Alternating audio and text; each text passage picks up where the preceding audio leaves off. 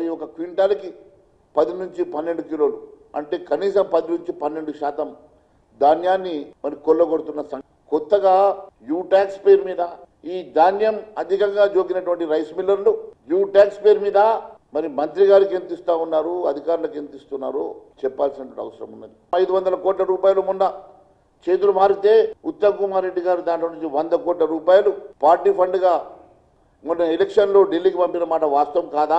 డిపార్ట్మెంట్లో ఇన్ని 100 కోట్ల రూపాయల వసూలు జరుగుతూ ఉంటే మరి దానికి ఉత్తమ్ కుమార్ రెడ్డి గారు బాధ్యత తీసుకుంటారా, లేకుంటే అధికారులు బాధ్యత తీసుకుంటారా?